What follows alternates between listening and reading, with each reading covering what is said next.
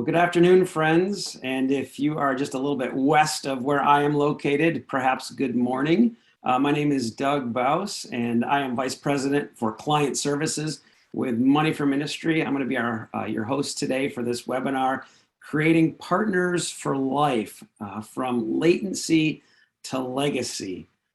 The goal of our conversation today is, of course, to help you understand some tried and true ways to cultivate donors who ultimately include you in your will, in their will. But as Nathan and I were preparing for our time together, I soon realized, and I think you will too, that the strategies that we use to cultivate legacy donors are the same strategies that you might also use to cultivate more volunteers if you're an organization that uses volunteers, or more monthly donors. Or more ministry ambassadors, or even more major donors. I think that it applies to all of those. And if it's done right, it doesn't even feel like a strategy. It's more of a genuine desire to serve and to love and to connect and to partner with the folks who love you already and the work that you're doing. So I'm really excited for this conversation. I trust you are too. As folks continue to log on, I just want to go over a couple of housekeeping details. First of all, there are a few buttons at the bottom of your screen. There's two in particular you might want to pay attention to. One is the question and answer box, and as is typical with our webinars, we've set aside a really healthy chunk of time at the end to take your questions, and I invite you to use that question and answer box as a place to write your questions. And we'll be drawing from that again towards the end of our time. There's also a chat window. This is a great place for you to engage with each other as the webinar is going on. And in fact, I'd invite you right now to use the chat window to indicate on a scale of 1 to 10, 1 being our planned giving program at the ministry that you serve. It's, we'll just say maybe non-existent. You're starting from square one. There's not much to be said for it. All the way up to 10, where you might say 10, we've nailed it. We budget every year for a certain amount of money to come from legacy gifts. And in fact, they come in. That might be a 10. It might feel like a tall order. I suppose maybe I'm secretly hoping if you put a 10 that you work with me or one of my partners here at Money for Ministry. We'd love that. But of course, I'm sure we all feel like we have room to grow in any area, but that will give us a sense of who's on the call and where you're at today. While folks are continuing to add in those rankings, please note the webinar is being recorded. So again, welcome. If you're with us live, we're glad you're here. If you are watching the recording later, great. We're glad that you're catching these ideas as well. Feel free to share this with anyone on your team, the recording. It'll be delivered in a few days. And then stay tuned. Later in the call, you have an option, an invitation to sign up for a complimentary consultation with either someone from the Money for Ministry team or with Nathan from Seed Fundraisers. If something you heard today sparks another question, there's something you want to learn more about, we'd be happy to set up a time to chat with you. It's great to see some of the responses in the chat window. I'm seeing 4s, 9s, questions, 3s. There's a 10. All right. Looking good. Glad to see that. I mean, we're all over the map, and that is okay. We are glad that you're with us today. Let's get started. I'd like to introduce our presenter for today.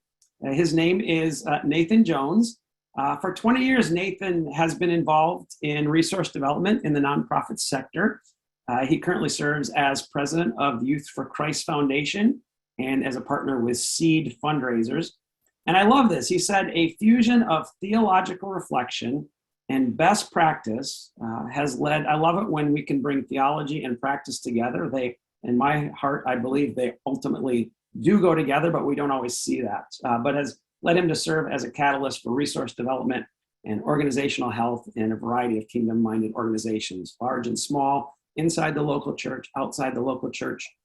Nathan also serves as board chairman for Urban Sky and as a member of the Christian Leadership Alliance's President's Advisory Council. Nathan, welcome. We're so glad to have you with us today. Thank you for joining us. Doug, it's wonderful to be here, and it's wonderful to see the names populating, some familiar faces, a lot of new faces. So it's just a joy. Awesome. Yeah, I agree. Grateful for all the folks who can join us today. I'd like to kick it off with a question to you, and this will really launch our discussion, our conversation together. Tell us, what can we learn from the Bible, from Yeah. Scripture, about fundraising in a Christian, both Protestant and Catholic context? Yeah, that's a great question. It's really my heartbeat. My 20 years goes back to a longtime mentor and friend, Gary Hogue, who planted these seeds. He was mentored by Wes Wilmer before, both good friends. And I want to take us just to the biblical concept of generosity. So I'm going to walk through this diagram that for me has really created a foundation for how we think about giving and generosity from Scripture. And Doug, this gives us a platform from which we can talk about the ideas we're going to dive into with moving donors along a journey and engaging them in strategies. But first, to go back to a timeless and geographically unlimited reality to say, what do we learn about? So, as many who are listening and know, more was said about money and possessions than any other topic in Scripture. So there was something there that God knew we were going to struggle with and needed wisdom on. And so I want to highlight in Exodus 35. Some of you have heard me say this before, but this is the picture of Moses giving the vision for the tabernacle to the Israelites, and he articulates it in great detail, the dimensions, the materials that are going to go into it. And he says, this is what we're going to build. And his request of the Israelites at the end of that description of the vision was simply this, and I'm reading from Exodus 35. He says in verse 5, from what you have, take an offering for the Lord.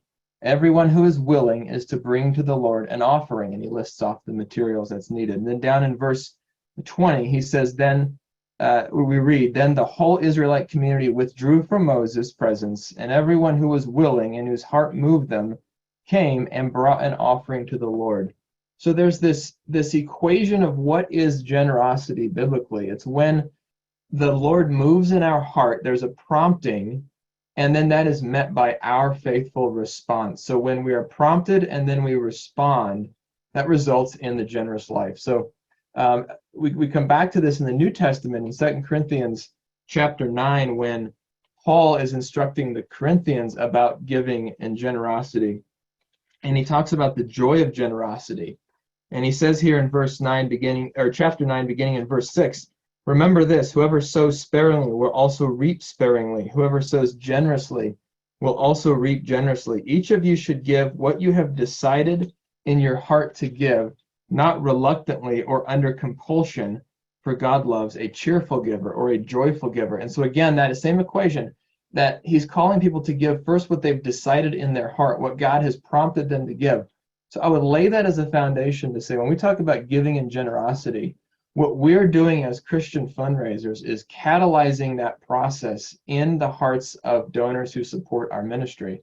Is we're saying, first of all, here's the vision of what God has called us to build, or how he's called us to serve in our community.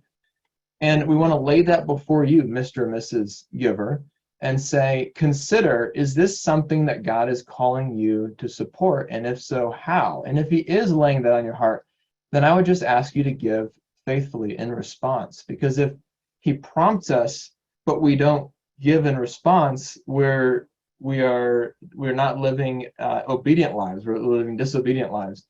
But if on the other hand, we give, but we aren't prompted, we're at risk of what Paul called being manipulated or coerced into our giving, and we don't want either one of those. So as faithful ministers in our roles as Christian fundraisers, we have to facilitate that process of donors coming before the Lord to determine, is this vision, is our organization's vision something he's calling them to? And then our ask is simply respond however the Lord leads. And then we can sit back and trust God as the fundraiser in that moment. We've done our work to have the conversation, to send out the communications, and let God do his work. So that's kind of the biblical foundation. There's so many other verses and passages, but that's kind of, for me, the framework. Awesome. I love it, Nathan. I pulled up Exodus 35 this morning to read it myself because I want to really grasp. And one thing that stood out to me that just in the paragraph before he talks about bringing in the offerings, he's talking about the Sabbath. And he says about the Sabbath, anybody who works on the Sabbath will be put to death, which is obviously quite a strong thing to say.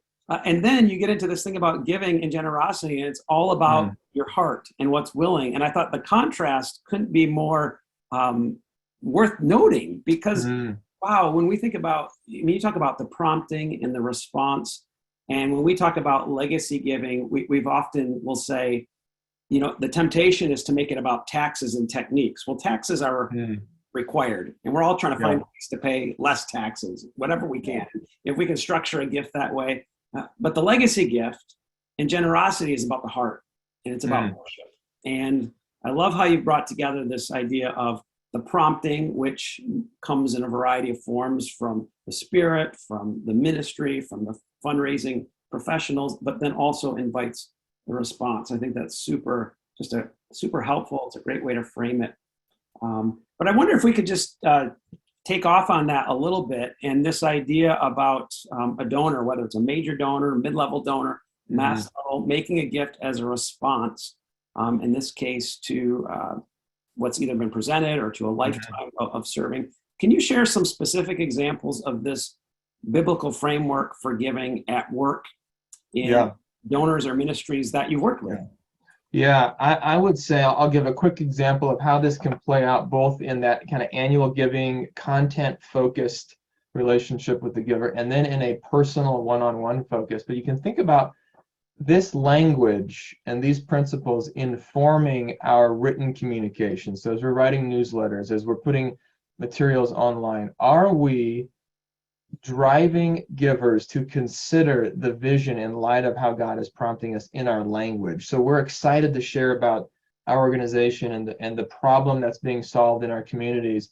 But then do we bring the donor to a point of ask that first considers, is the Lord moving in your heart to respond to this communication or this appeal? Or are we just saying, look at these lives that we're saving, will you give to help make this possible and continue this work? And we've kind of disconnected it from the spiritual journey. And that's where this differs from just slapping Christian language on a secular approach, because we're actually going back to the operating system level and changing this to a new operating system to say, we do not want people giving in response to just a newsletter or something I said if the Lord isn't a part of it. So in our annual giving communication, we can integrate this into the decision process. And of course, at the major gift level, if we're sitting down with a major giver, imagine here in a couple months at the end of the calendar year, and we've laid out the vision for this, and we've said, we are so excited about this vision, but we only want people supporting this who God is prompting in their heart. So what I want to ask you as we leave this conversation today, this is to the giver, I'm role playing, is to say, what questions do you have? What information can I get you so you can make an informed decision in response to how God is prompting you? And I would just ask you to let me know how I can support you in that. But would you take a week or so to think about it, pray about it, and can I circle back with you in a week to see how he's leading? I will tend towards that as opposed to wrapping up with a specific dollar amount to say, would you consider a gift today of $10,000? Because I don't know if I'm leaving money on the table or if that's offensive because it's too high of a number and they could never give at that level. So I can do all my homework to figure out what number, but I have found that more times than not, someone's able and prompted to give at a higher level. So I'm going to leave that on them, knowing that sometimes they're going to give less than I would have hoped. Sometimes they're going to give more. But in all cases, if we take this approach, they're going to give exactly what the Lord is prompting them to give, and that's the right amount. So how's that? That's been, if I don't know if you use this word, but if I'm going to put words in, what it sounds to me like is it's a conversation, which seems incredibly appropriate, and that we would, as a for legacy gifts too, it's always about the conversation, the dialogue, because it takes time. People can't decide in the moment. I would add the word consultative conversation. So I'm taking on the role kind of as a consultant or a coach, if you will, or even a spiritual director with those givers to say, I just want to ask questions, give you the information you need to make the decision, because this is between you and the Lord. And so often organizations, we're guilty of trying to make it between us and the donor.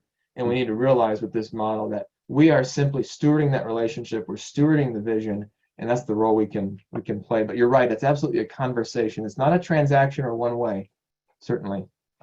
Awesome. Well, I want to keep us moving along here. The next really kind of big idea that I want to hear from you, we titled this webinar From Latency to Legacy. It's such a memorable phrase. I wonder if you can unpack that for us a little bit. What do you mean by that? Yeah, this is, for me, when we consider the journey that a giver is on from not knowing anything about our organization, really they're at this state of latency, which the definition of that is a state of existing but not yet being developed or manifest. So here are individuals that are out in the community, that are around the world, that don't know anything about our organization. And the question is, how do we faithfully follow the biblical model for raising up generous givers, move people from a state of latency to a legacy place where they have written us into their will, and all the steps along in that journey.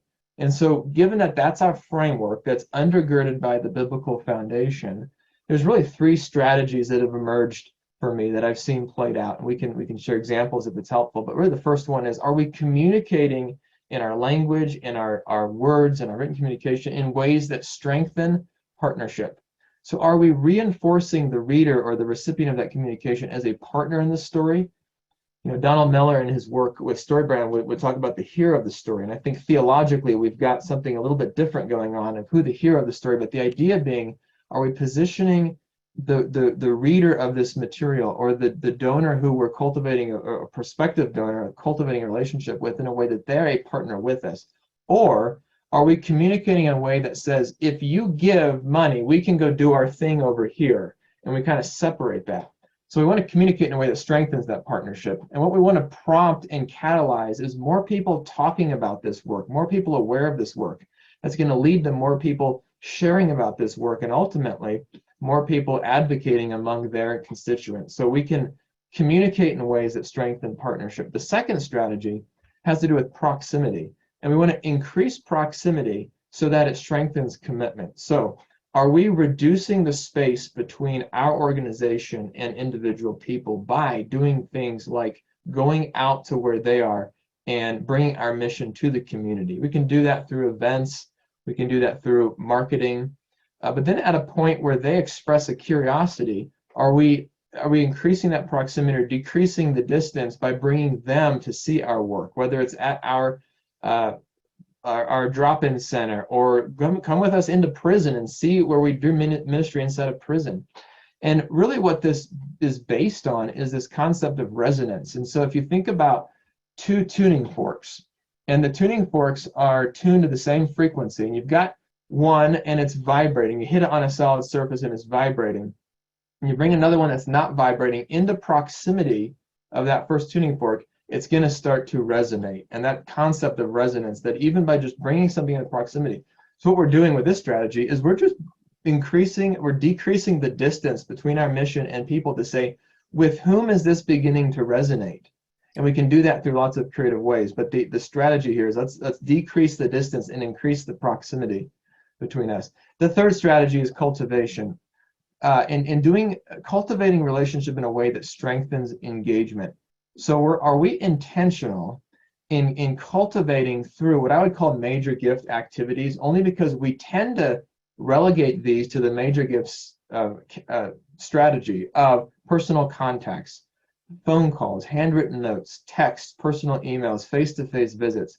And can we take those same types of activities and expand that to engage a broader base of our givers and our prospects, and even utilizing, like the second bullet says, engaging our board, volunteers, other staff to scale that work? So it doesn't all have to fall on just the major gifts team or the development team, but think about how can we creatively empower our staff and volunteers and boards, say in Thanksgiving, to handwrite a Thanksgiving card to all of our current givers. So these three strategies of increasing communication, increasing proximity, increasing our effectiveness at cultivation are how we're going to move people along in this journey from latency towards legacy. Awesome. Excellent. It's such, really appreciate that. As you described this idea of cultivation, especially, and talked about, I think you might say, scaling those major gift type cultivation strategies. It reminded me of a conversation I had yesterday with a ministry who, in response to some of the work we had done, had received a lot of comments, and they said they had an action plan for every comment they received on a particular survey. And I thought, wow, I know for many of the organizations that we work with, time is obviously a precious commodity and something that is a huge challenge, but they made it a priority to say, if somebody tells us something, we're going to make the point to respond to them with an action plan to whether that's a phone call, a handwritten note, a face-to-face meeting, whatever it takes. But that kind of,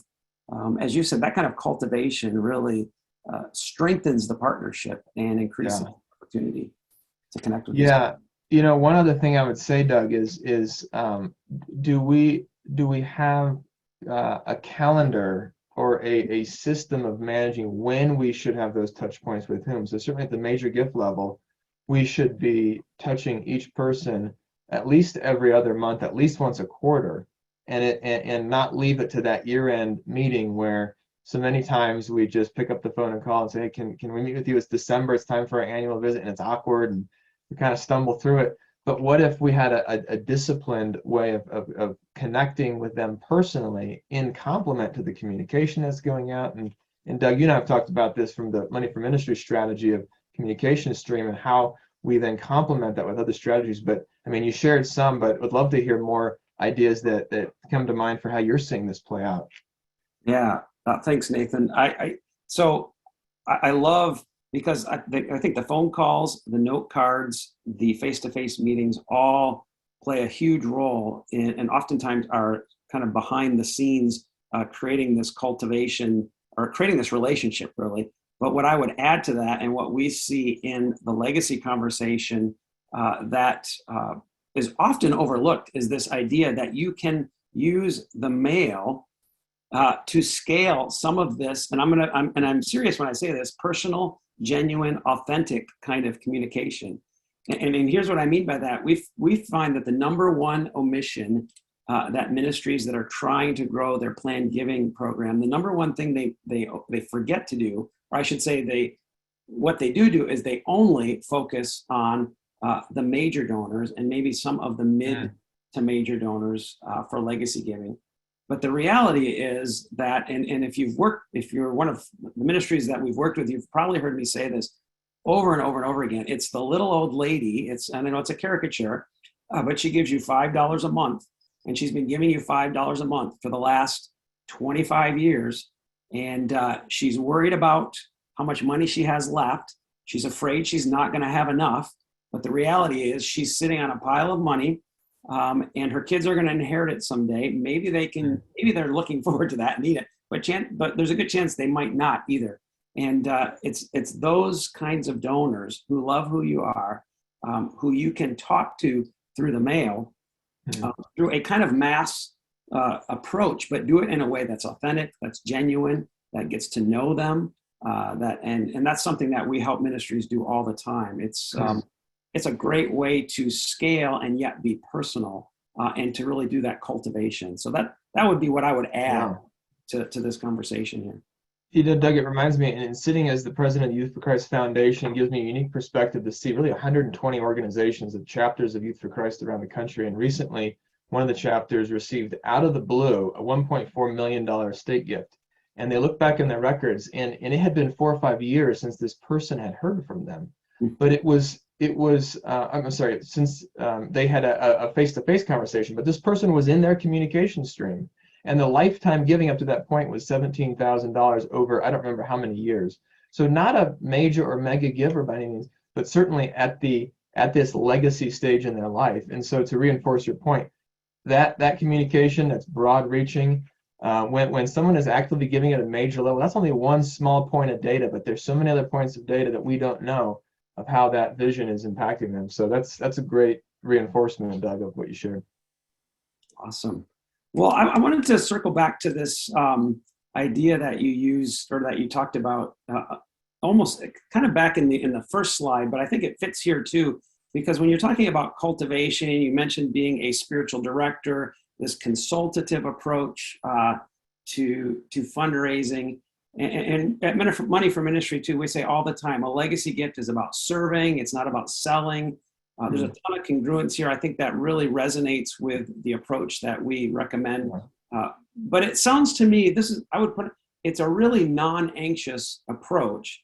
And I think that's really strong. Let me insert a little anxiety, because I wonder if that's what some of our listeners are feeling or wondering. How do you maintain a non-anxious posture with a donor when you also have in the back of your mind this target you have to hit by year end or by fiscal year end? You have a goal, you have a target. There's something that it would seem that's in conflict. I'm curious what your thoughts are on that. How much time do we have? This is a good one. It goes back to the last slide, but probably not where you're thinking. It goes back to your comment about dying if we don't observe the Sabbath. Think about, are we not dying today by not observing rest, by committing ourselves so hard to work for things that we oftentimes can't control, that we are not fully thriving in the way that God designed life to be lived, with that rest and work rhythm, right? So if we play that forward to what you just commented on, there are things we can control and there are things we cannot control, and there are things that we can steward and there are things that we have to entrust to the Lord. And when it comes to this idea of cultivating relationships, there are what we call faithful activities or lead metrics, things that we can do. I can proactively pick up the phone and call someone. I can proactively send out a communication. I cannot make somebody respond to that.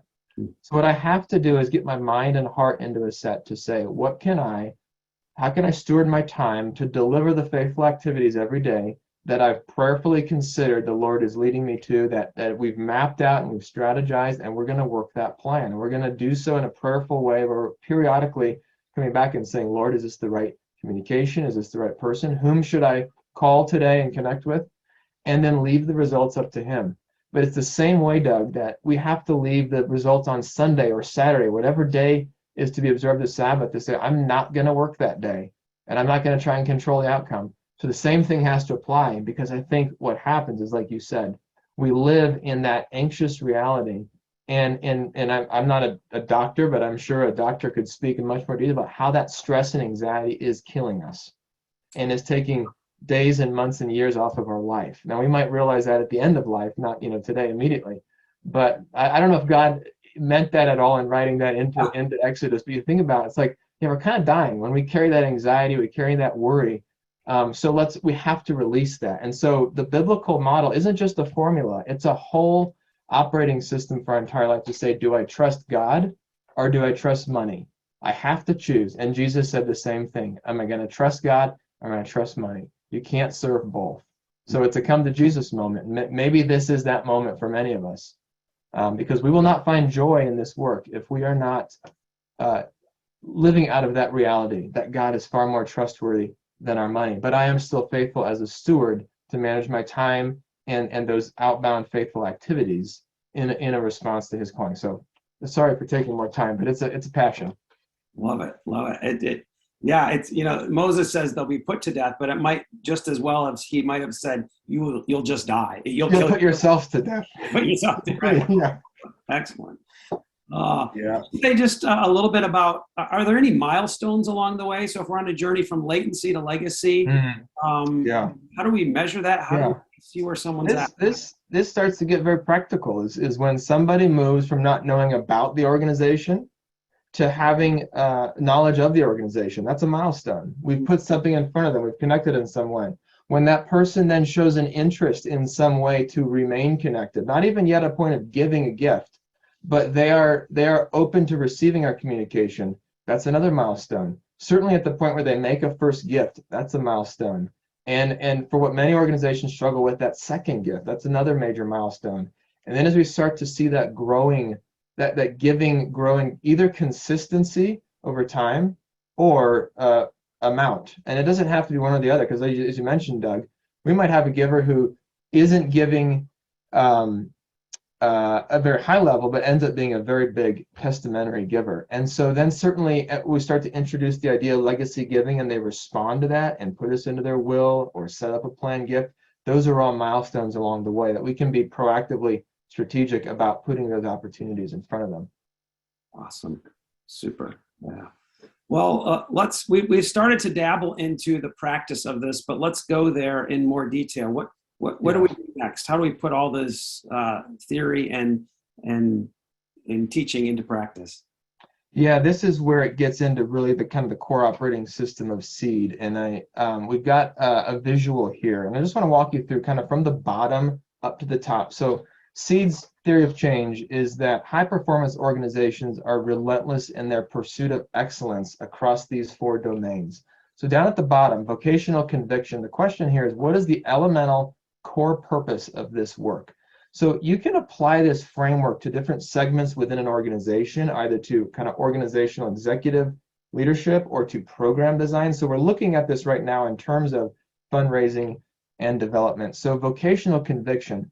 Do the people who are doing fundraising and development in our organization, including many on this call, do they have that conviction of what it is, why they're doing it? And this goes back to the biblical model. For me, that's the conviction, that I wake up every day and find joy in the work of raising money because I know that I'm catalyzing that process of moving people along in that journey of hearing from the Lord, responding to the Lord.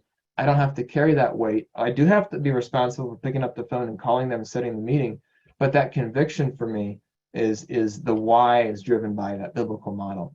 So then that's why we show up at work every day. But then we've got a lot of strategic directions we can spend our time in. So we want to narrow that focus into what we would call a strategic focus. So to what strategies will we dedicate our organization? What paths will we operationalize and expand to achieve our impact objectives? So you've got events, you've got corporate sponsorship, you've got annual giving, major giving, planned giving, and on down the list.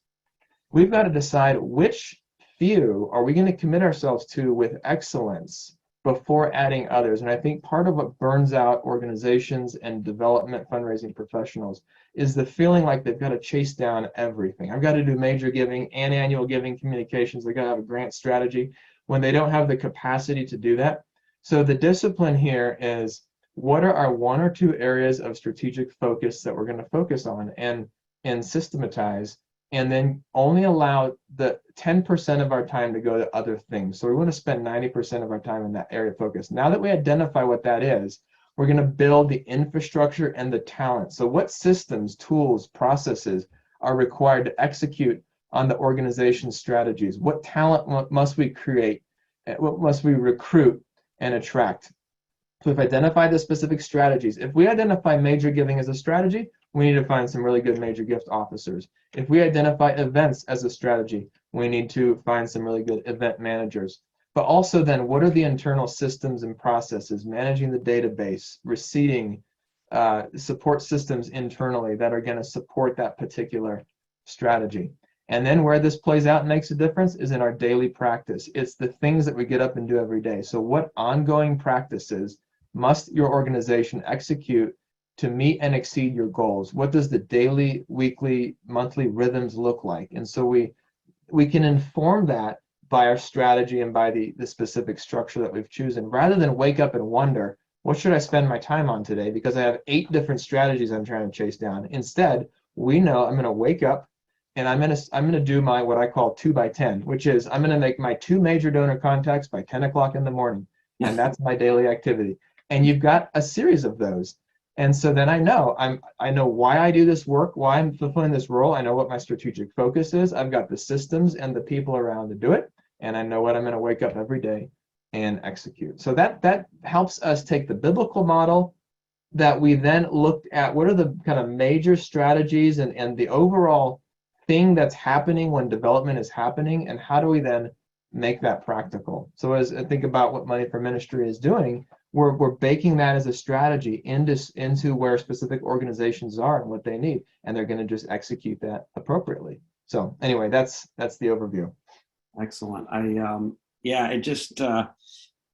I love the whole, what you were talking about, strategic focus, and it reminded me of, we were talking before we went went on live today about what listeners said was their number one pain point or challenge, and we had noticed how often the word time was in there, and how I think for many of most of us, many of us on the call today, that was a huge, and finding that strategic focus and discipline to stay on it. I love your example of 2x10. It's just real super practical way to get there, and to live into that. That's great. Yeah, and I would say that Seed is an encourager of this process, because a lot of times we play the role of coach, sometimes consultant, sometimes counselor, because people are just in a space where they're overwhelmed, like you said, Doug, with time. And maybe it's not that there's not enough time, it's just we're trying to cram too many things into that time. And there's just the right amount of time for just the right area of focus. So yeah, critical. Awesome. I wonder if you could talk for a little bit about so some of the things that we know about legacy donors, and my question is going to be more around the practices that might cultivate this particular kind. So in a lot of our work and research, we found, for example, somebody who says they're very willing to share. You might call them your ambassador, or they speak at church, or they talk to their friends and family, are twice as likely to, at some point in the future, include you in their will, which is just a wonderful thing to know about a donor. Somebody who says that they really want to see your ministry continue to grow and expand. I mean, these are the people that have what I'd say a future-minded approach. They know they're excited about your future. They want to see you continue to grow. They're anywhere from 20 to 30% more likely. We know this from the data we've seen, more likely to include you in their will at some point in the future. Volunteers, they'd be another group of folks, on average, about twice as likely to make a gift in their will. So these are all the, I guess my question is, and we might be going back a little bit, but into some of the stuff we've talked about, what do you think are some of those key practices? So if you've identified legacy giving as maybe that strategic focus, how would you help a donor get to the place where they're excited about your future, or they're excited to volunteer, or they're excited to become an ambassador? Yeah, I think a big piece of it is shifting our focus in leadership of organizations away from the work today to the work yet to be done tomorrow, and have a vision orientation. So if we're oriented always towards where are we headed, at a point in the future that's attainable, that's manageable, not the 50-year vision, but the 3 to 5 year vision, that we then can articulate to all those individuals you mentioned, to volunteers, to giving prospects or givers who are giving at a lower level. The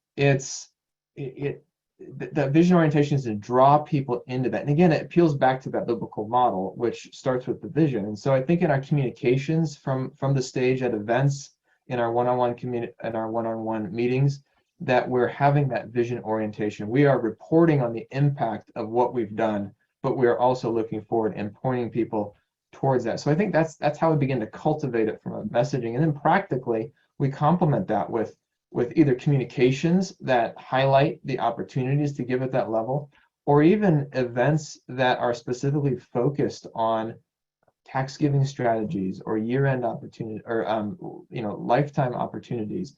And we bring in someone to talk about estate design or about different planned gifts.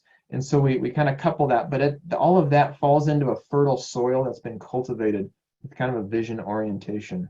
I don't know if that helps. That's great. Yeah, I really appreciate that. Thanks, Nathan.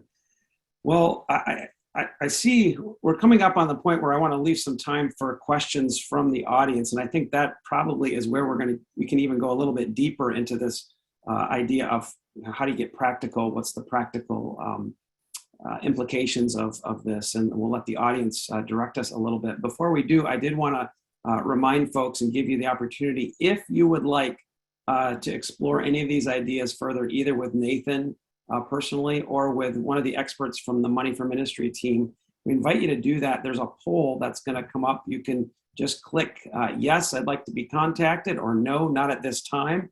And the poll will disappear from view, so you can see what's going on the screen. If you happen to be watching the recording later, you'll notice here there are a couple of emails on the screen. You can email either Leah at moneyforministry.com or Nathan N. Jones at seedfundraisers.com. Another way to get in touch with us, or you can scan that QR code that is right there on the screen. It'll take you to a form, and you can, again, request that complimentary consultation. We'd be happy to explore more with you anything that you've heard today and answer any questions that you have. Well, I see there's some questions coming in, and there were some questions that came to us through the registration. Again, as a reminder, if you have a question you'd like us to answer, use that Q&A box. If you put it in the chat, I might not see it. I'll try, but it's hard for me to, but I'll definitely be looking in that Q&A section. But I'd like to start out with a real practical question here. Somebody who's probably closer to the latency in terms of their work with donors than they are to legacy, but we got to start, so what is the best way to turn a first gift into a second gift? You seem to have a major hurdle making that leap.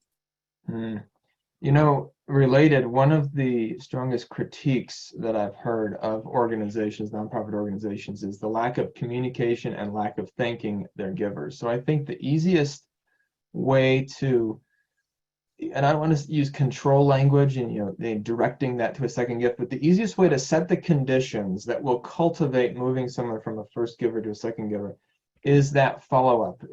And I think at least at a minimum 3 to 4 touch points to express our gratitude. So certainly the receipt that goes out is one. You could even handwrite a note on that. But could you follow up with a card a week or so later, handwritten card, a phone call, even have an opportunity to invite them to like a get to know you video call where their new givers are coming on to learn more about the organization. So there's lots of ways, but I think the bigger principle is, are we immediately cultivating that relationship, again, with the spirit that we want that to move to a second gift if this is an organization God is prompting and calling them to. But we're going to do everything from a faithful activity and from an outbound lead metric perspective to set the conditions for that growth without manipulating and coercing. But I would say to that person is just evaluate your thanking strategy and say, have I done everything in a personal way in various channels to cultivate that? And then again, take that consultative approach to say, see what you can do to learn. Ask them, what prompted you to give that first gift? Is there any information I can get you? Any additional questions I can answer that might support you as you're considering a second gift or subsequent? So kind of entering into that space would be what comes to mind. Great. And I would just add, that's the same. I mean, the question comes from the beginning of the spectrum, a late giver, but it applies to the end of the spectrum, a legacy giver as well. What inspired that first gift? How did you first connect? Why are you still giving after all these years? I mean, and what if we would change that for you? Again, now we're past this particular question, but if we were to change, that would somehow make you go back to being latent. We'd want to know that. And I would hang it on the biblical concept of stewardship to say we have to first steward what we have, which is that giver, that precious giver who's now made our first gift and entrusted that. They've responded to God's prompting. Now we are entrusted with stewarding that relationship. And that simply goes back to a question now between us and the Lord to say, Lord, how do you want me to steward that relationship? Awesome. Well, I'm going to take this a little bit further here. The next question, our most faithful donors seem to want to remain in the background, so we don't know much about them. Is there a way to better communicate our commitment and gratitude to them, or is it okay to accept this relationship that feels a little distant? Yeah, that's, I keep going back to this analogy of kind of cultivation and, gardening. And I think about those plants that only come up every, so many years, right? You still have to water them, nourish the soil. It's all the outbound faithful activities. And then once in a while, boom, there's this, big flower that comes up. And it reminds me of a giver that I had when I was managing a major gift portfolio at Prison Fellowship a number of years ago. And he did not have a very strong personality. He's very passive, very quiet, always in the background. yet he gave $1 million a year, and I could never get a read. And all I could trust is that my outbound communication was enough, and he wouldn't write that check until December 30th or 31st, and we wouldn't know until January 1st or 2nd. So there's nothing we could do about it. It would come. And so that was a reminder to me at kind of that higher level of, we just have to trust. We have to be faithful. That's what they call faithful activities. I'm going to do them. I'm going to send them out. I'm going to be prayerful of who I should be investing that time and energy in. But we do at some point have to be okay if they're not getting a response. I can't coerce that. I can't make that happen. Trust it. But if you ever feel like God is saying, you know what, let that go, redirect. I've got a different plan for that giver. Redirect your energy in a different direction, and we can be sensitive to that. But I would just say, be encouraged. If you feel like God's saying, just continue to sow those seeds, then keep doing so. And I would echo that as well. I mean, we say, serve the donors the way they want to be served. Yeah. Yeah. Especially true when you're thinking about legacy prospects. Yeah. Do they like to be communicated through the mail? Do they like a phone call? Do they like a text or an email? And once you know, if you don't know, it does feel like more of a one-way street. And I agree with you. Continue to thank them and to send them that, to be faithful in the practice that you said, but also to respect and to trust. I love it. Yeah. And it goes back to that example with the YFC chapter, Youth for Christ chapter, of that giver who gave an estate gift that the chapter wasn't aware of. And it had been years before they had interacted in person or on the phone.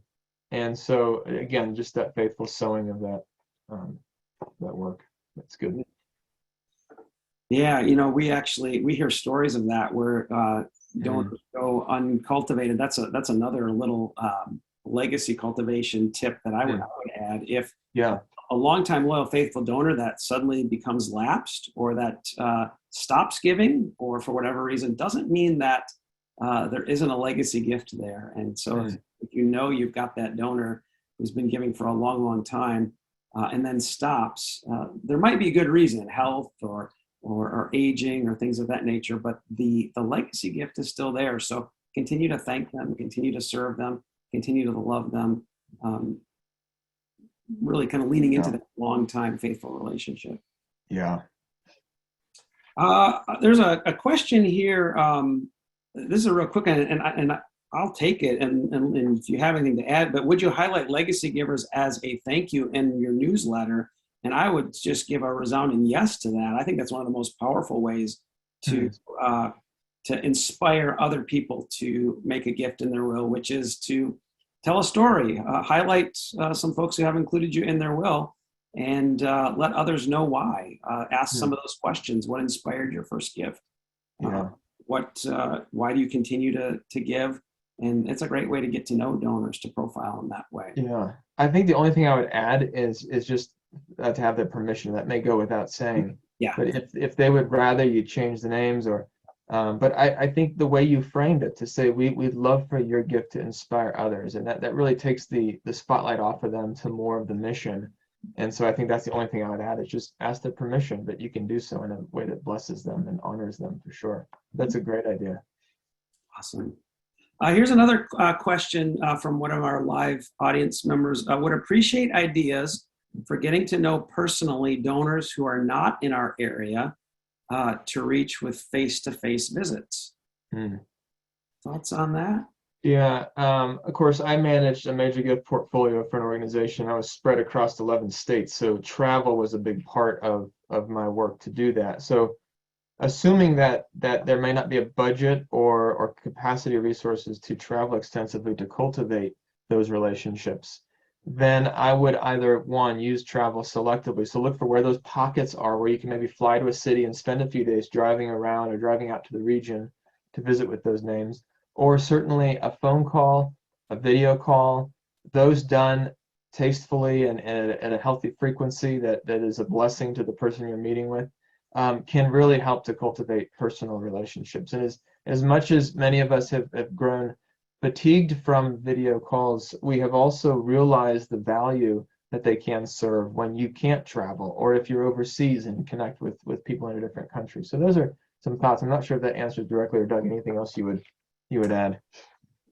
I think that's super helpful, Nathan. I think that really aligns with a question that came in the registration as well. It was about recommendations on how to get more face-to-face meetings with donors and prospects in light of the pandemic, which is, I mean, you mentioned travel, cost, distance. Those are all barriers. The pandemic creates another barrier. I would even add, I think what I would add to what you said, Zoom or Teams or Google Meet or whatever the method is, it can feel like we've got a lot of that and maybe too much at times. But I've also heard stories where donors like that. I don't have to travel to meet you. I can, you know, I can meet you for 20 minutes, and it has, similar to what we're experiencing right now, there's a personalness to it that I don't get from a phone call or from a note, and it's pretty efficient use of my time. And I think for some donors that's very appealing, and it's just a great way to connect in a small but meaningful way. Yeah, you've got a couple different factors. Of course, the accessibility of places to meet has changed. It used to be there weren't open coffee shops and things, but now that's different. We do have the space, we do have the access, but now it's the willingness of people to meet. But I think we're even moving, you know, past that wave. So now it's a matter of just rebuilding the habit of connecting. But Doug, to your point about Zoom and FaceTime and all that, is that now we have another channel that we maybe hadn't considered much before. So it's a fourth option. So we can email, we can call, we can meet face to face, but now we can also Zoom. So there's a whole, it may open up doors for some, like you said, that weren't willing to meet. But I think we would all agree that if we can meet face to face, let's do it. And people want to do it. So make that offer. And part of it is just making the offer to say, hey, I'd love to get together face to face, but if you can't or it doesn't work for you, maybe a Zoom call or a phone call. So I think part of it is just offering it. Just kind of get your mind back into sense of, yeah, we're meeting, we're getting out there, and maybe that'll unlock some things. Perfect. That's great. Any tips? This is a question from somebody, a live listener. Any tips for missionaries approaching their support team about legacy gifts? Boy, I spent a lot of time considering the missionary and mission funding models that organizations are struggling with. Of course, at Youth for Christ, we've wrestled with that a lot, made a lot of steps forward in how to move in that direction. That's ultimately what you're looking at with a missionary support donor, and that missionary wanting to catalyze a legacy gift. That's going to be tied to the vision of the organization at large. And so part of it is for that missionary to start to steward that broader story of what's happening across the mission. So take any mission sending agency and consider, what is the organization called by God to do on a global scale, on a regional scale, on a country scale? Begin articulating that vision to that donor and say a legacy gift could affect an increase in capacity to do ministry at any one of these levels. Now, you can still highlight the local nature of your work as a missionary in a specific city in a country, and say that gift could go to affect ongoing ministry for that location.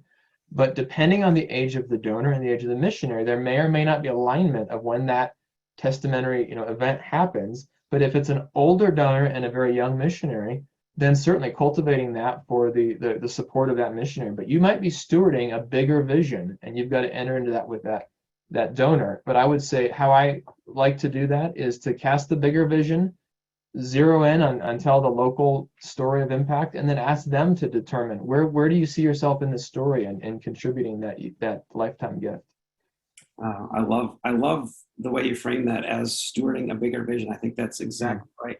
It's so true that there's a percentage of times when it will be able to impact the particular person and the field or the region, but more than likely it's something bigger. It's something more global. We've sometimes talked about a tribute gift, a legacy gift in memory of or in honor of the work of a particular donor. I'm sorry, a particular missionary. Oh yeah. But that's released for that more global, bigger vision. Yeah. But there's definitely ways to ask for that and to invite people to consider that, really as a way to honor someone that they love and have supported for years, but to see the kingdom as bigger than that one person, which we all would agree to, but maybe didn't have the vision for immediately. Yeah. All right. We maybe have time for one more here. I'm just looking at one. Some wealth screening tools include a propensity indicator for a donor to likely desire to include organizations by bequest or by estate plan. Do you have any feel for how accurate these indicators may be? That's a great question. I'll comment, Doug, and then you can certainly add to it. But here's how I describe the use of wealth screening tools: is they help us narrow the size of our universe. So whether it's Wealth Engine or Donor Search or whatever tool you use, and it gives you that information back, a propensity rating, an understanding about the real estate that this person owns, the fact that they own a yacht or a plane or something. We obviously never go to that donor and say, hey, I noticed you own a yacht. Would you consider giving that? But we instead use that information to help narrow the size of our universe. So if we've got a database, say, of 10,000 names or 5,000 names, and we do a wealth screen and we identify people and then we rank them based on that propensity, all we can really do then is target our activity towards that group. And I wouldn't do so in a way that we say, we noticed you've got a propensity to give to her. But we would just channel our outbound communication and faithful activities to say, there are ways to give legacy gifts to our organization. Just wanted to make sure that you were aware of that. And so as far as the trustworthiness of the rating itself, it's what I have heard and observed is that if they're able to identify a wealth component or something, that there's pretty high confidence. Now, there's also a confidence rating that this person is the person they think it is. So there's that component as well. So if that's high, and then your propensity is high, it's probably a good target to cultivate that connection with. But you also have a lot of givers who aren't showing up on wealth screening ratings. I had one that was rated the lowest level, but gave $180,000 a year because all of their wealth was in other places, in foundations and outside of being able to track. So, but I say that's the way I like to use that, is it just helps us narrow the size of our universe. So I would trust the propensity rating, but use that to just order your time to say, I'm going to start from the top of the list. I'm going to work my way down through the list all the way if I've got time and capacity to do that. And I don't think we're favoring, we're just stewarding our time to say, Lord, with the time I've got, the resources, I want to be a good steward of that. Yeah, I would echo that, Nathan. I might just add, in our work, we've actually been able to get, so we don't use wealth or age in our own work to predict a legacy gift. Wealth is certainly something to pay attention to because the likelihood of the estate gift it'll be larger, obviously. But the greatest indicators we found are loyalty. So we look at length on file, number of gifts on file as some of the things that are the greatest predictors of legacy gifts. And then some of the things I indicated earlier in our conversation, as we get to know the donors through these conversations that we have through the mail, we've learned volunteers are twice as likely to give. Those who say they want to see you grow and expand, there's a greater likelihood. So there are, I would affirm everything you said in terms of it's a way to help us steward our time. It's a way to help us be more strategic.